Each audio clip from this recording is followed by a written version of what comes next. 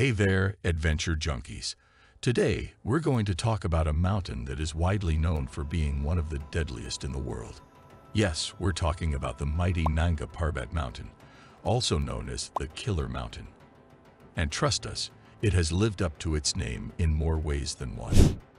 In this video, we're going to take a look at one of the most tragic incidents that happened on Nanga Parbat, the story of Tomek Mackiewicz and Elisabeth Revol. Now, before we dive into the tragedy, let's talk about Nanga Parbat itself.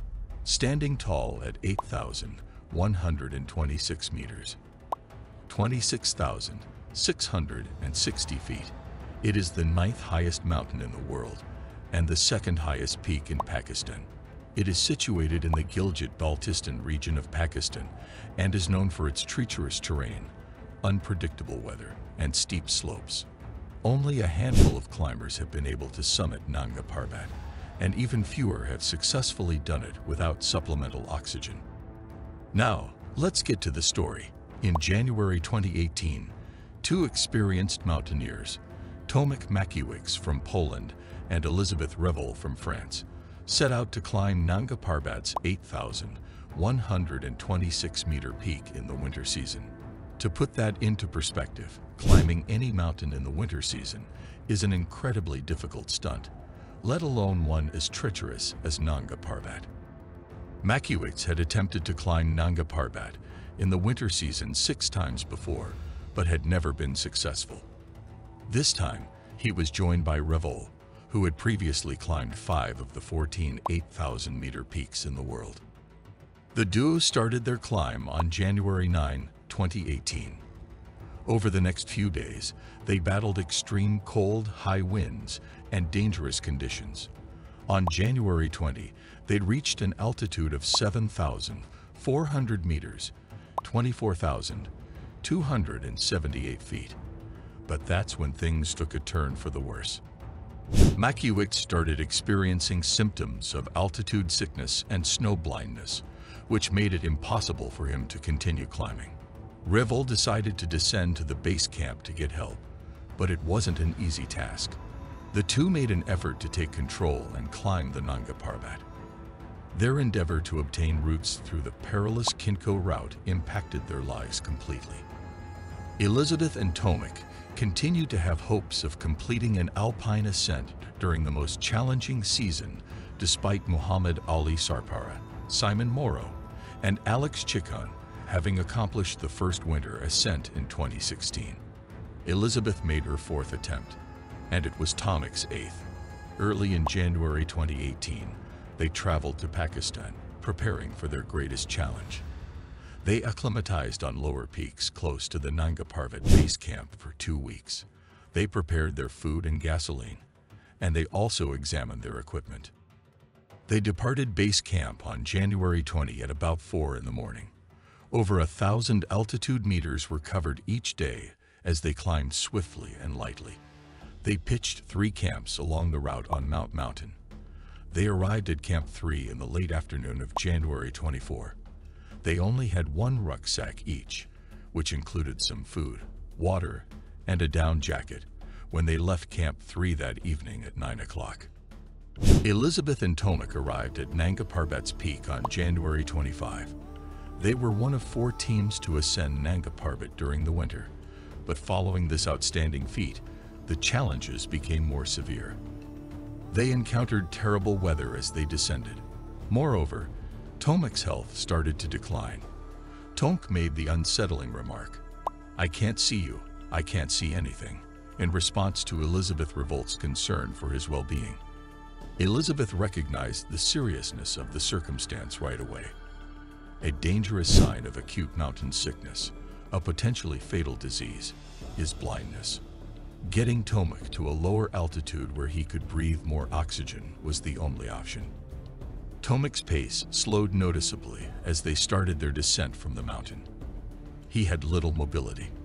With each step they took lower, Elisabeth, who was determined to save him, supported him by letting his arm rest on her shoulder. This increased his chances of survival. When they finally reached 25,900 feet, which is just below the death zone, Tomek was having problems while breathing. When his face mask came off, Elisabeth noticed that his mouth was bleeding. Frostbite had turned his nose white. Elisabeth noticed how bad things were going and knew she needed to take quick action. Around 11 o'clock at night, she took out her in-reach satellite device and sent texts to her husband, Jean-Christophe Revol, and her friend Ludovic Jambiasi, who was managing the expedition's logistics from France. She requested them to send helicopters to assist in rescuing them. However, it was difficult for mountaineers to locate helicopters in Pakistan. Only Askari Aviation is authorized to perform helicopter rescues in Pakistan. They required a deposit before they began a rescue mission. Askari Aviation wasn't aware of Elisabeth and Tomek's plans. To help fund their rescue, a GoFundMe campaign was created. The Polish and French embassies ultimately contributed more than $80,000 to cover the rescue expenses. Reaching both climbers posed a problem, though, as Askari's helicopters can only land at the height of 5,000 meters. Tomek and Elisabeth were imprisoned at a height of almost 7,200 meters. On January 27, as the rescue effort got underway, Elisabeth had to make a decision. At 5,000 meters above sea level, where there was a better prospect of rescue, she would have to leave Tomek behind and descend. She started the descent of the Kin Chauffeur Path and left Tomek with practically all of their kit in a sleeping bag. Climbers Adam Bialetsky and Denis Arubko made up the Polish team. They agreed to participate in the rescue effort as soon as they learned about the dire circumstances of their fellow climbers who were stranded on Nanga Parbat. "Adam, I can hear her screaming," Bialetsky screamed. "I wasn't sure, though. Strong wind conditions make it impossible." He shouted, "Adam, I got her." After a short pause, a few minutes later, I located her. Elisabeth was taken by Arubko to a small ridge where Bialetsky was waiting for them. "It was extremely emotional for me," said Bialetsky. "We found her, and I almost started crying with joy. Considering what she had gone through, I would say she was in okay condition. She talked of having hallucinations. I had this image of a woman handing me hot tea. She reported to the rescuer that a woman asked me if she might have my shoe in exchange. I immediately stood up, took off my shoe, and offered it to her.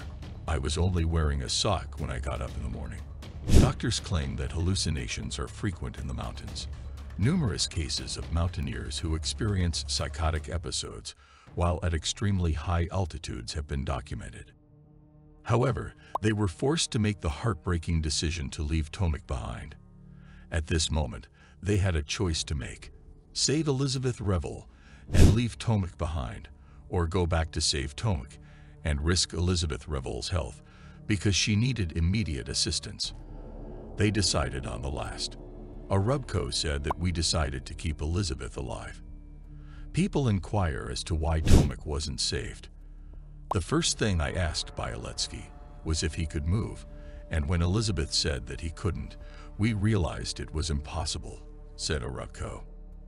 Elisabeth received some basic medical treatment at the Nanga Parbat base camp before taking a flight to Skardu and then to a hospital.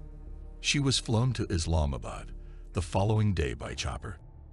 Her return to France took place on January 30. She informed the alpinist of the severity of the frostbite on her hands and feet.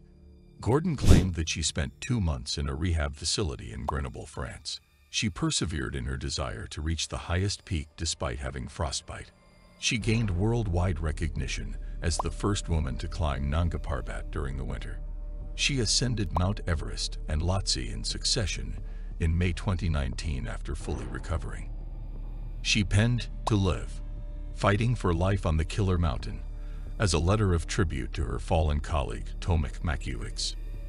The story of Tomek Mackiewicz and Elisabeth Revol is a sad reminder of the risks of mountaineering and the unforgiving nature of the Nanga Parbat Mountain. We owe it to the climbers who have lost their lives on mountains like Nanga Parbat to learn from their experiences and strive to make the sport safer for future generations. So, if you enjoyed this video and want to see more content like this, please like, share, and subscribe to our channel. And remember, stay safe and never stop exploring.